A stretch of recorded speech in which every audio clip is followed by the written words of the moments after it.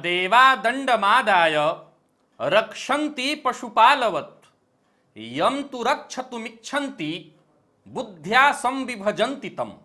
नमस्कार प्रिय दर्शकों, हाजिर हूं मैं आपके सवालों का जवाब लेकर, यानी सवाल आपके जवाब हमारे। एक से बढ़कर के एक जो प्रश्न आप सभी दर्शकों ने किए हैं, आइए उन प्रश्नों का जवाब देना प्रारंभ करता हूं अपने ज्ञानानुसार, अपने सामर्थ्यानुसार। देवता पशुपालकों की भांति हाथ में डंडा लेकर के किसी की रक्षा नहीं करते, वरन अगर वो किसी की रक्षा करना चाहते हैं तो उसे सद्बुद्धि प्रदान कर देते हैं, जिससे वो स्वतः अपनी रक्षा कर ले, यानी सद्बुद्धि प्राप्त हो जाती है और उसी से आपकी रक्षा होती है। देवता स्वतः नहीं आते, सद्बुद्धि प्रदान करते हैं। चलते हैं आपके प्रश्नों की ओर बिना विलंब किए, क्योंकि जो पहला प्रश्न है वो प्रश्न कमल चौहान जी का है, और कमल चौहान जी ये प्रश्न पिछले कई बार से लगातार पूछ रहे थे। आम परिस्थितियों में देखें तो इस प्रश्न का जवाब पता नहीं कितने लोग जानने में इंटरेस्टेड होंगे, और इस सवाल का जवाब भी लंबा है। अब इस सवाल का अगर जवाब मैं देने जाता हूं तो बहुत सारे लोगों के प्रश्न छूटेंगे, इसलिए बार बार इसे मैं छोड़ रहा था। लेकिन अब इन्होंने लगातार बार बार जब कहना प्रारंभ किया कि आप मेरा प्रश्न छोड़ रहे हैं, तो मुझे लगा चलो ले ही लेते हैं। तो इन्होंने पूछा है कि भगवत गीता के अनुसार आत्मा को कोई दोष या पुण्य नहीं लगता, आत्मा अमर है तथा शरीर यहीं छूट जाता है, फिर मृत्यु के पश्चात स्वर्ग और नरक के भोग क्या हैं? जबकि गरुड़ पुराण में आत्मा की इस लोक से परलोक तक की यात्रा, यातनाएं, वैतरणी, पितरों और पिंडदान आदि का वर्णन किया गया है। परंतु जब आत्मा का किसी से कोई रिश्ता ही नहीं, शरीर निष्प्राण हो गया, तब ये सब क्रियाएं क्यों? मुझे दोनों में विरोधाभास लगता है। कमल चौहान जी, ये प्रश्न आपने उठाया है। इस प्रश्न को उठाने के पीछे आप उठा तो दिए, लेकिन कई चीजें तो आप खुद भी नहीं जानते, आपने केवल प्रश्न पूछ लिया है। सबसे पहली बात यहां पर आ जाती है आत्मा। पहले तो हमें यह जानना है कि आत्मा क्या है। हम सभी लोग आत्मा के बारे में क्या जानते हैं कि ये कमल चौहान जी की आत्मा, ये नर्मदेश्वर शास्त्री की आत्मा, ये राम जी की आत्मा, ये कृष्ण की आत्मा, हम सभी ऐसा ही जानते हैं। असल में यह गलत है। आज जब यह प्रश्न उठा है तो चूंकि यह लंबा प्रश्न जाएगा, मैं मोक्ष का खंडन क्यों करता आया हूं, हमेशा क्यों कहा कि एक राजनीतिक शब्द है मोक्ष, लॉलीपॉप के रूप में आप लोगों को दिया गया है चाटने के लिए। मोक्ष क्यों खंडन करता हूं, चलिए आज वो भी क्लियर होगा। तो सबसे पहले जानिए आत्मा। आत्मा कोई अलग अलग चीज है ही नहीं, आत्मा सबकी एक है। पहले तो यह जानिए, जो राम जी की आत्मा है वही मेरी आत्मा है, वही आपकी आत्मा है। भगवान श्री कृष्ण ने गीता में जो गंभीर शब्द कहा, गंभीर बात जो उन्होंने कही कि आत्मा को कोई दोष नहीं होता, सत्य है।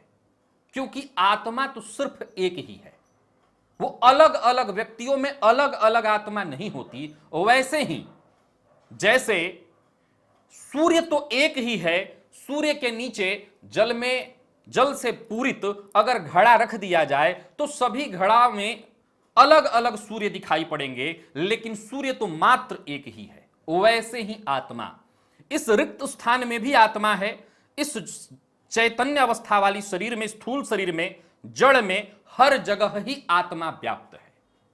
तो आत्मा को कोई दोष, कोई पाप पुण्य इत्यादि उसी आत्मा के बारे में कहा गया। वो मरने वाली नहीं, उसको कुछ भी नहीं होता, उसका कुछ भी नहीं होता।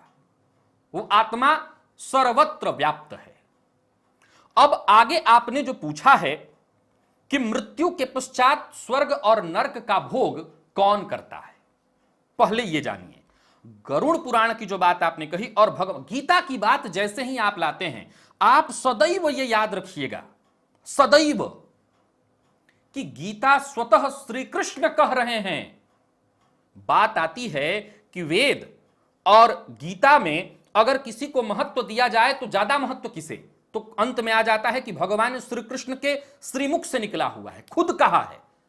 सो इसमें कई ऐसे गंभीर, इतनी गंभीर बातें हैं जिसे सामान्य शब्दों में, सामान्य अर्थों में समझना भी बड़ी मुश्किल है। अब सामान्य जनमानस को, चूंकि आम जनमानस यही समझता है। आज एक और बात आपको बता दूं कि आम जनमानस तो यह तक नहीं जानता कि आत्मा और प्राण भी अलग अलग चीजें हैं। आप नहीं जानते, आम लोग नहीं जानते कि आत्मा अलग एक चीज, प्राण एक अलग। हम सभी समझते हैं कि प्राण निकल गया शरीर से, आत्मा निकल गई। अलग अलग ये चीजें हैं। उसमें भी प्राण के 5 भेद हैं, 5 प्राण हैं। मरने के बाद भी पांचों एक साथ नहीं निकलते, यह रहस्य है काफी अंदर जाने के लिए। परंतु अभी आपने जितनी बातें कही उतने को समझ लीजिए। पहले इन विरोधाभासों को आप जान लीजिए कि आपको जो ये विरोधाभास लग रहा है वो इसलिए लग रहा है कि आप व्यक्ति विशेष में आत्मा को समझते हैं। व्यक्ति विशेष की आत्मा नहीं होती, सबकी आत्मा एक ही है, अखंड प्रवाह, अद्वैत। ये दूसरा नहीं, बस एक ही, जितना शरीर उतनी आत्मा, ऐसा नहीं है। पहले ये बात आप समझ लीजिए। अब आती है बात भोग, क्योंकि पिंडदान इत्यादि तर्पण की जो बातें, वैतरणी इत्यादि की बातें जो आपने गरुड़ पुराण इत्यादि में पढ़ी, जो तर्पण इत्यादि की बातें बताई जाती हैं, वो किसके लिए है पहले ये जान। अब हम इसको जानेंगे, तो पहले ये जानिए कि भोग कौन करता है, क्योंकि जब तक ये नहीं जानेंगे तब तक आपको समझ में ही नहीं आएगा कि स्वर्ग और नर्क किसको मिल रहा है। क्योंकि असल में जब मैं आखिर में आऊंगा तो मैं आपको तब बताऊंगा कि जिस आत्मा के मोक्ष की बात आपकी को कही जाती है कि मोक्ष आपको मिल जाएगा, असल में उसको मोक्ष की जरूरत ही नहीं है, उसको मोक्ष की आवश्यकता ही नहीं है, वो स्वतः ही मुक्त है। इसलिए मैं हमेशा से कहा, जब आप कहते हैं मोक्ष, तो मोक्ष उसको कैसी मोक्ष, वो तो मोक्ष स्वतः ही मोक्ष उसको मिला हुआ है, उसको कोई मोक्ष नहीं दे सकता। तो बात आती है कि ये भोग कौन कर रहा है। स्वर्ग नर्क जो आपने बात कही, जो बताया गया आपको गरुड़ पुराण में, ये गलत नहीं है। पहले जानिए कि ये भोग कौन कर रहा है। तो भोग करने की बात जब आती है तो आ जाते हैं शरीर पर। शरीर के भी 3, यहां पर भी अगर देखा जाए तो 3 विभाग हैं। अब 3 विभाग कौन कौन से हैं, तो इसके लिए आपको इस शरीर के तीनों विभागों को जानना होगा। स्थूल शरीर जो कि आपके सम्मुख बैठा हुआ है, यह पंच तत्व से मिलकर के बना है, मरने के पश्चात पंच तत्वों में मिलकर के समाप्त हो जाता है। बारी आती है सूक्ष्म शरीर की। सूक्ष्म शरीर में इंद्रिय, प्राण और मन आते हैं, और इसके बाद आता है कारण शरीर। कारण शरीर कौन है? कारण शरीर है हमारा कर्म और उसका फल, कर्म फल, यह कारण शरीर है। मरने के पश्चात सभी जानते हैं, दुनिया जानती है कि स्थूल शरीर समाप्त हो जाता है। भोगने की बारी आती है किसकी? तो असल में यहां पर एक और सवाल खड़ा होता है कि भोगता है कौन। उदाहरणार्थ, अभी शरीर पर मुझे चोट लगे, तो यह चोट क्या इस शरीर को पता चलता है? आप कहेंगे हां ना, इस शरीर को कुछ भी पता नहीं चलता। यह मिट्टी है, मिट्टी पर कुछ और पटक दिया जाए तो मिट्टी को क्या पता चलेगा? इसको कुछ भी पता नहीं चलता। फिर पता किसको चलता है? सूक्ष्म शरीर को। सूक्ष्म शरीर जाकर के फिर अंदर अंतर्मन तक बात पहुंचाता है कि हमें चोट लगी है, हमें चोट लगी है। पागल जब व्यक्ति हो जाता है तो उसके शरीर पर चोट लगती है, लेकिन उसके मन तक वो बात इतनी जल्दी नहीं पहुंच सकती। उसमें कई तरह के भेद आ जाते हैं, विकृति आ जाती है, तो उसको चोट भी लगता है तो वो समझ नहीं पाता, या नशे में पड़ा व्यक्ति इस चीज को इतनी आसानी से इसलिए नहीं समझ सकता। तो आप ये पहले जान लीजिए कि ये शरीर कुछ भी नहीं भोगता, ये मिट्टी है, ये एक माध्यम है। भोग प्राप्त करने के लिए इंद्रिय, प्राण, जो ज्ञानेंद्रिय, कर्मेंद्रिय, तो कर्मेंद्रिय शरीर है उसमें सहयोग करता है, और यहीं कहीं मिट्टी मिल जाता है। ज्ञानेंद्रिय, प्राण और मन, इससे मिलकर के बनता है सूक्ष्म शरीर। और फिर बारी आती है कारण शरीर। कारण शरीर जो हमने कर्म किया उसका फल। अब इसको भी समझने के लिए एक उदाहरण से समझिए। समुद्र आपने देखा हो, समुद्र में फेन निकलता है, समुद्र में फेन निकलता है। असल में समुद्र बिल्कुल साफ और स्वच्छ है, यानी कि ये जो कारण शरीर की बात चल रही है, हम जिसको प्राण मन कह रहे हैं, वो भी बिल्कुल स्वच्छ है। लेकिन उसमें जो ये फेन निकलता है, यही फेन जो है कर्म समझ लीजिए, उस फेन को गंदगी आप समझ लीजिए। यही गंदगी है हमारा कर्म, यही जो गंदगी है यही हमारा इस शरीर के द्वारा किया हुआ कर्म है। अब जब शरीर नाश हो जाता है, शरीर समाप्त हो जाता है, तो जो दो सूक्ष्म शरीर बच जाते हैं, उन्हीं सूक्ष्म शरीरों को भोगना पड़ता है। क्या भोगना पड़ता है? तो जो हमने कर्म किया है उसी कर्म का फल। चूंकि आत्मा ऑलरेडी मोक्ष को प्राप्त है, उसे मोक्ष पाना नहीं है, वो ऑलरेडी मुक्त है, उसमें कुछ नहीं होना। जैसे ही हम या हमारे जो वंशज इत्यादि हैं, ये जो फेन, समुद्र में जो फेन निकल गया, गंदगी निकल गई, समय के साथ उसी आत्मा को, ये तीनों शरीर मैंने बताया, दोनों शरीर मैंने बताया, क्योंकि ये शरीर तो यहीं समाप्त हो जाता है, वो जो दोनों शरीर हैं, वो दोनों शरीर इसका भोग करते हैं, और भोगने के पश्चात फिर वो पुनः आत्म तत्व से जुड़ करके भोग करते हैं, और भोगने के पश्चात जैसी स्थिति होती है, यानी मोक्ष की स्थिति होती है, तो मोक्ष को अनुभव कर लेते हैं, जान लेते हैं, और मोक्ष यानी फिर उसी आत्मा में जो मुख्य है उसमें विलीन हो जाते हैं। और अगर बाकी है पुनः, यानी कर्म भोग बाकी है, तो उसी गंदगी की सफाई होती है, और सफाई होकर के पुनः एक शरीर को लेकर के लौट आता है। तो भगवान श्री कृष्ण ने, अब चूंकि हमारा कर्म संस्कार ऐसा है कि हम कुछ चीजें सब कुछ याद नहीं रखते, विस्मृत हो जाता है, भूल जाता है, मोक्ष भी उसी में एक विस्मृत हुआ चीज है। जिस दिन हमें अपने कर्म का इत्यादि का संस्मरण होगा, हम मोक्ष को याद कर लेंगे। तो मोक्ष को हमें बस याद करना है। और ये जो आपने लिखा कि इससे रिश्ता, तो इससे जो रिश्ता है, ये वैतरणी इत्यादि इत्यादि, ये जो दो शरीर हैं, यही इसका भोग करते हैं, और भोग करने के बाद पुनः उस आत्म तत्व से मिलते हैं, और फिर या तो वो लौट के एक नया शरीर ग्रहण करे, और या फिर जैसी स्थिति हो अनुभव कर ले, मोक्ष को प्राप्त कर ले। तो पुनः आप इस चीज को समझ लीजिएगा कि आत्मा और प्राण ये दोनों अलग अलग चीजें हैं, और यहां पर भी आत्मा कोई सबके अंदर अलग अलग नहीं है। तो ये चीज आपका क्लियर हो गया। भगवान श्री कृष्ण ने आत्मा, जिस आत्मा की बात कही थी, वो आत्मा कहा ना, नैनम छिंदन्ति शस्त्राणि नैनम दहति पावक न चैनम क्लेदयन्त्यापो न शोषयति मारुतः। तो ये वो उस आत्मा की बात कर रहे हैं, ये उस आत्मा की बात कर रहे हैं। वो आत्मा को कुछ भी नहीं होता, उस आत्मा को कुछ भी महसूस नहीं होता। तो आशा करता हूं लगभग जो शब्द आपने बातें पूछी हैं, इसका जवाब आपको मिल गया। अब आपने जैसा कहा कि इस शरीर से रिश्ता, हाँ, शरीर से रिश्ता यही है कि उसके जो भोग इन्होंने इस शरीर ने उत्पन्न किए हैं, कर्म जो उत्पन्न किए हैं, जो फेन उत्पन्न किया है, वो फेन समाप्त होगा और समुद्र फिर निर्मल हो जाएगा, और फिर निर्मल समुद्र। तो आशा करता हूं ये सवाल आपका क्लियर हो चुका होगा। अब चूंकि इस सवाल ने काफी समय ले लिया, अब आगे चलते हैं। आशीष मोहन वाजपेयी जी का इन्होंने पूछा है, गायत्री मंत्र किस देवता का मंत्र है और इसको जपने से कौन से देवता की प्राप्ति होती है? चलिए, अगर गायत्री मंत्र के विनियोग को आप पढ़ें तो सबसे पहले इसमें ओंकार है, फिर त्रिव्याहृति है, और इसके बाद गायत्री मंत्र जो तत्सवितुरिति इत्यादि है। तो ओंकार के परमात्मा देवता हैं। जो त्रिव्याहृति है, अग्नि, वायु और सूर्य, इसके 3 देवता हुए। और इसके बाद जो गायत्री मंत्र है तत्सवितुरिति, उसके सविता देवता सूर्य नारायण हैं। तो ये देवता है, और इनको जपने से सब कुछ की प्राप्ति हो जाती है। ये परम मंत्र है, सर्वोच्च मंत्र है। रंजू मेहरा जी ने पूछा है, अगर सूतक में बच्चे का जन्म होता है तो शुभ होता है या अशुभ?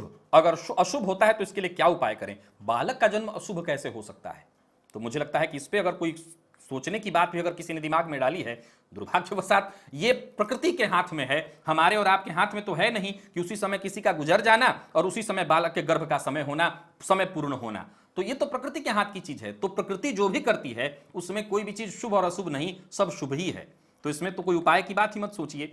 अगला प्रश्न है विकास शर्मा जी का। इन्होंने पूछा है कि मद्रुम योग भंग किस स्थिति में होता है? मैं आपको बता दूं कि मद्रुम योग भंग चंद्रमा उच्च राशि में हो, चंद्रमा पर सभी शुभ ग्रह की दृष्टि हो, चंद्रमा केंद्र में उच्च राशि में बैठे हुए हो, तो किमद्रुम योग भंग होता है। ब्रजमोहन सिंह ढाकड़ जी ने पूछा है, मंत्र जप या ध्यान के समय दोनों भावों के मध्य तनाव क्यों होता है? जब आप ध्यान एकाग्र करेंगे तो सीधी सी बात है, यहां पर वो जागृति होने लगती है, तीसरा नेत्र जागृत होने लगता है। तो आम आदमियों के पास ये जब जागृत होता है तो इसमें सहन शक्ति कमी, तो जलन या तनाव या दबाव महसूस होता है। धीरे धीरे अभ्यास के बाद वो समाप्त हो जाएगा। दीपक कुमार गुप्ता जी ने पूछा है, आदित्य हृदय स्तोत्र का पाठ शुक्ल पक्ष से शुरू करना श्रेयस्कर होगा? और आदित्य हृदय स्तोत्र का पाठ अर्घ्य देने के पूर्व करना चाहिए या बाद में? बिल्कुल शुक्ल पक्ष से प्रारंभ कर लीजिए और आदित्य हृदय स्तोत्र का पाठ अर्घ्य देने के बाद करना चाहिए। और अगला जो प्रश्न है,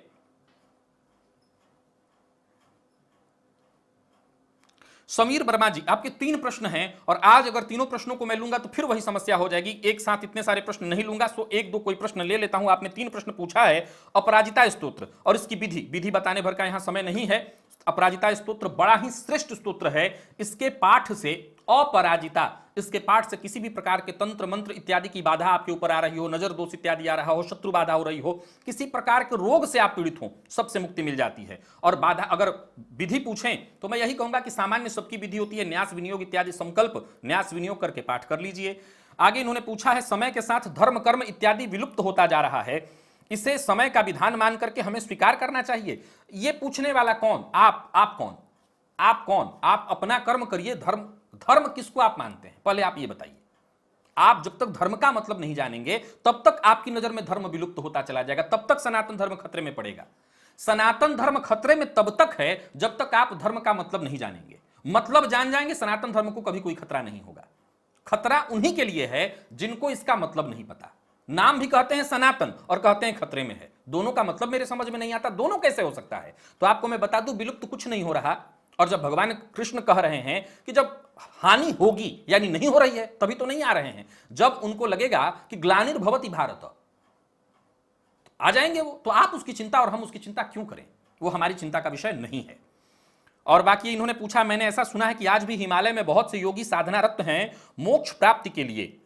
मोक्ष के लिए अभी मैं बताया। और आगे इन्होंने कहा है कि कईयों के पास अलौकिक सिद्धियां हैं, चूंकि कलयुग में धर्म का नाश हो रहा है, तो क्या उनको अब के समय में इस धरा पर वापस नहीं आना चाहिए ताकि धर्म की रक्षा हो सके? क्या इस देश धरा के लिए उनका कोई कर्तव्य नहीं? कौन कहता है? आप असल में हमारी समस्या यह है कि हम किसी व्यक्ति विशेष के बारे में विचार करते हैं। अभी तो बताया कि जो राम की आत्मा है, जो कृष्ण की आत्मा है, वही आपकी आत्मा है।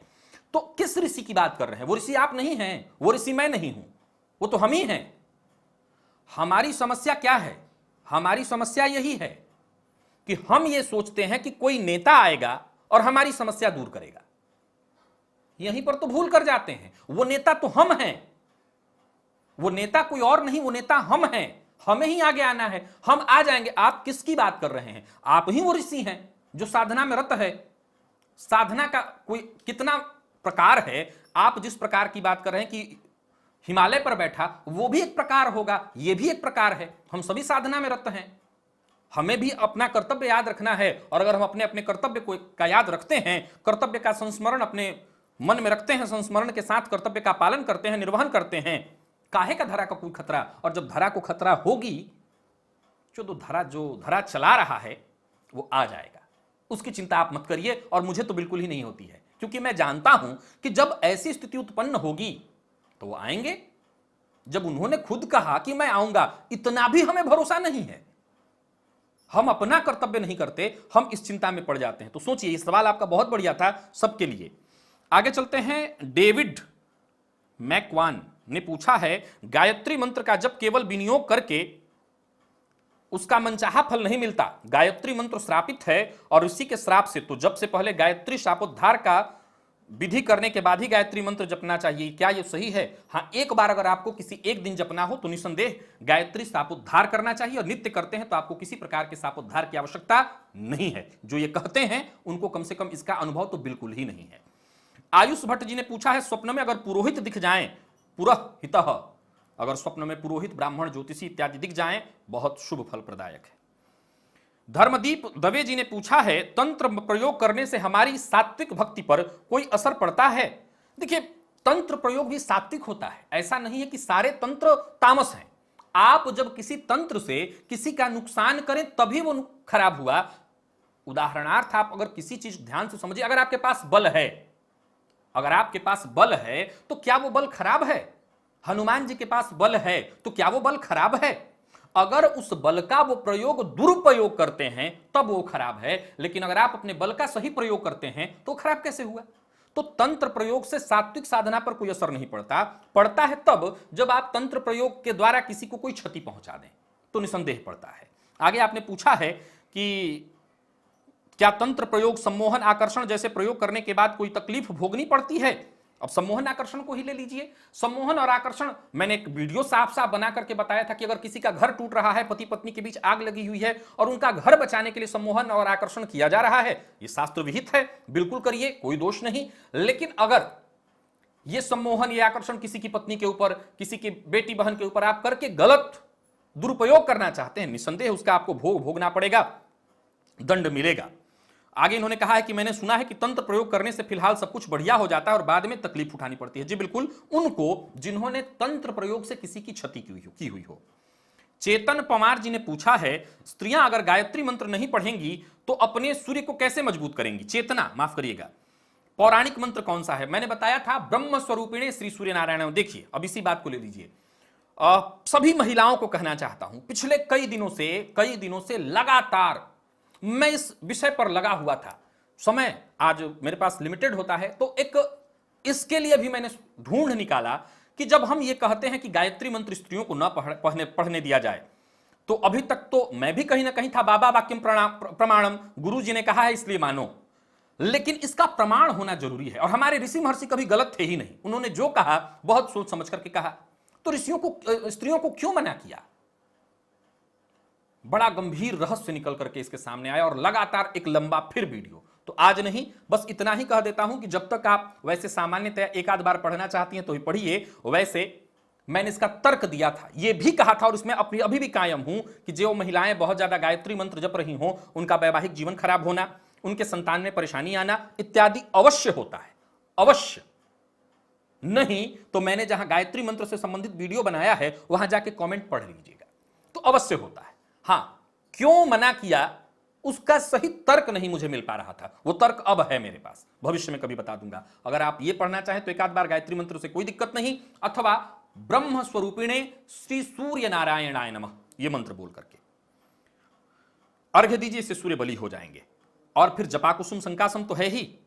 प्रभात सिंह जी ने पूछा है, क्या साबर मंत्र के साथ वैदिक पौराणिक बीज मंत्र एक ही स्थान पर एक ही समय में पढ़े जा सकते हैं? जी बिल्कुल पढ़े जा सकते हैं। याद रखिएगा, वैदिक मंत्र सर्वश्रेष्ठ अवस्था में है, उसके बाद पौराणिक और सबसे निचले स्तर पर साबर मंत्र है। किसी मूर्ख ने कहा था कि शिव जी ने बताया है, आपको पता ही नहीं है। अब मैं कैसे कहूं, क्या कहूं? बिल्कुल मुझे भी पता है। साबर मंत्र भगवान शिव के द्वारा सृजन इसका किया हुआ है और आम जनमानस के लिए जो नियमों का पालन नहीं कर सकते, वैदिक मंत्र उच्च सर्वश्रेष्ठतम अवस्था में है। इसमें भगवान को न तो गाली देने की बात है और न कोई अभद्र भाषा और अभद्र शब्द। सो निसंदेह आप कर तो सकते हैं, लेकिन प्रायः यह ध्यान रखिए कि वैदिक मंत्र जपने वाले, विशेषकर गायत्री मंत्र, मैंने बताया था इसके विषय में कि गायत्री मंत्र जपने वालों का प्रायः साबर मंत्र सिद्ध नहीं होता है। और आगे अगला जो प्रश्न है, यह विकास शर्मा जी का प्रश्न है। इन्होंने पूछा है, लक्ष्मी देवी के साबर मंत्र के बारे में आपने कहा था कि राखोगी अथवा खाओगी, दोनों ठीक है। क्योंकि यह साबर मंत्र है, इस बात को मैं ठीक से समझ नहीं पाया, क्योंकि यह साबर मंत्र है, इस बात से क्या तात्पर्य है? यदि इन दो शब्दों को देखा जाए, आपने जितनी बातें कही, मैं इसका एक लाइन बताना चाहता हूं। आप मुझे बता सकते हैं कि जितने साबर मंत्र आपके सम्मुख आते हैं, क्या आप उसका अर्थ निकाल के मुझे बता पाएंगे? साबर मंत्र में अर्थों को ज्यादा महत्व नहीं दिया गया है। नोट, साबर मंत्र में अर्थ को ज्यादा महत्व नहीं दिया गया है। साबर मंत्र में ही गुरु वाक्य प्रमाण है, याद रखिएगा, नोट करिए। साबर मंत्र में, वैसे तो गुरु मंत्र हर जगह है, जहां गुरु है वहां सब कुछ, लेकिन साबर इत्यादि जो मंत्र है वहां जो गुरु चले आ रहे हैं क्रमबद्ध। अब राखोगी और खाओगी, मैंने दोनों ही जगहों, दोनों ही चीजों को कहीं ना कहीं पढ़ा है। अब मैंने दोनों को गलत नहीं देखा, दोनों का प्रमाण भी करा करके देखा है, रिजल्ट सामान्य, कोई अंतर नहीं दोनों में। सो मैंने इसलिए कहा था कि सामान्य है। हां, फिर भी कहता हूं कि आपके मन में संशय है, आपको एक जो आपको अच्छा लगता हो आप राखोगी जप लीजिए, बात ही खत्म। सुषमा रावती जी ने पूछा है, क्या स्वप्न में बहुत सारे सांप का दिखाई देना नुकसानदेह होता है? स्वप्न में सर्प दिखना धन प्रदायक है, नुकसानदेह नहीं। भास्कर कुमार जी ने पूछा है, तुलसी की माला पहनने का के क्या क्या फायदे होते हैं और इसको रात के समय को सोते समय उतारना चाहिए या नहीं? मेरे हिसाब से तो नहीं। और फायदे की बात करें तो भगवान विष्णु को अति प्रिय हैं, और तुलसी की माला धारण करें तो सीधी सी बात है कि व्यक्ति की कहीं ना कहीं चाहत, सोच, सब कुछ जागृत होने लगेगी, सही दिशा की ओर जाने लगेगी। अत्यंत श्रेष्ठ है ये। गजेंद्र सिंह राठौर जी ने पूछा है, मंत्र जप के बाद आसन के नीचे जल डालकर कौन सा मंत्र बोलें? अच्छा, इन्होंने पूछा है कि आसन के नीचे जो जल डाला जाता है तो जल डालकर के कौन सा मंत्र बोलना चाहिए? तो इंद्र का नाम लिया जाता है, शक्र कहते हैं इंद्र को, शक्राय नमः, शक्राय नमः कहा जाता है। अभिलाष जी ने पूछा है अप्सरा साधना क्या है, क्या हानि और क्या लाभ हो सकता है इसे करने से, कृपया मार्गदर्शन करें। अप्सरा साधना सीमित है, लिमिटेड है। अप्सरा साधना से आपको ब्रह्म की प्राप्ति नहीं हो सकती। अप्सरा साधना से कुछ विशेष चीजों की आप प्राप्ति कर सकते हैं। आप ऐश्वर्य, भोग, सुंदर रूप इत्यादि पा सकते हैं। और लाभ और हानि की बात करी जाए तो ये शरीर जो है हमें प्राप्त हुआ है परम तत्व को प्राप्त करने के लिए, परम तत्व को जानने के लिए, जागने के लिए। अब अप्सरा साधना की तरफ जाना, सारा मायाजाल यहीं बिछा के रखा हुआ है। अब अप्सरा साधना की ओर जा रहे हैं तो आप पुनः यूं समझ लीजिए कि एक तरफ गंगा जी दिखाई पड़ रही हो और एक तरफ फिर नाला, तो आप नाला की तरफ जा रहे हैं, सब सामने है। अप्सरा साधना बस वैसे ही है। तो फायदा इससे यही है कि आपको रूप चाहिए, स्वरूप चाहिए, मिल जाएगा, प्राप्त हो जाएगा। तो अप्सरा साधना में यही होता है।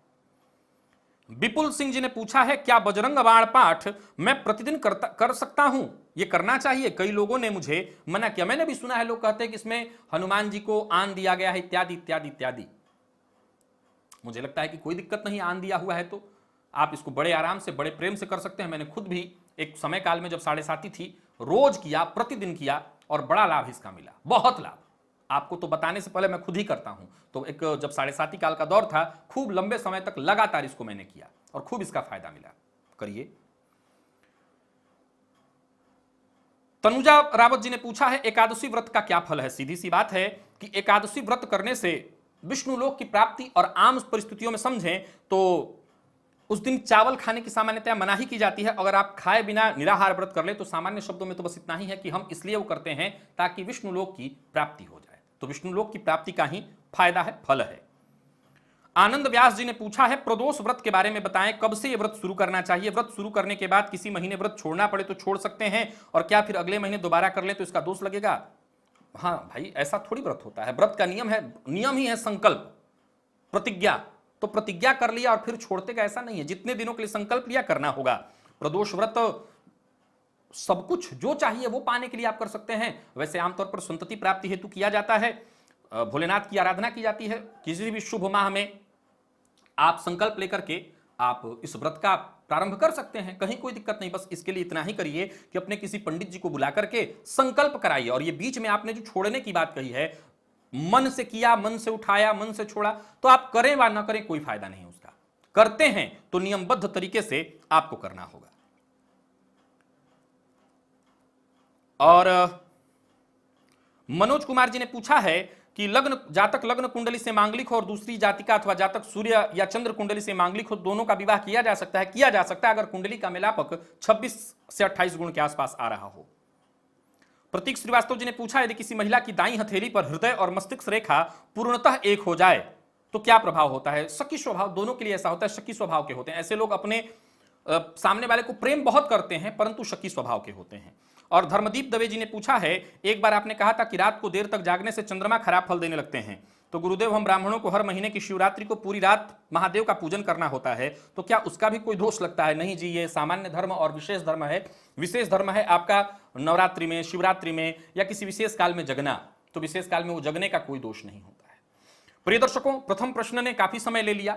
अगर आपके प्रश्न बड़े होते हैं और उसको मैं नहीं लेता तो उसके पीछे कारण यही है कि बाकी के प्रश्नों का मैं कायदे से जवाब नहीं दे सकता, तो इसलिए मैं बड़े प्रश्नों को छोड़ दिया करता हूं, न कि उसको मैं लेता नहीं। उसके पीछे रीजन यही होता है। आज के लिए बस इतना ही, चूंकि वीडियो पहुंचाना भी होता है आप तक, तो आज के लिए बस इतना ही। इजाजत दीजिए, पुनः मुलाकात होगी। तब तक के लिए नमस्कार।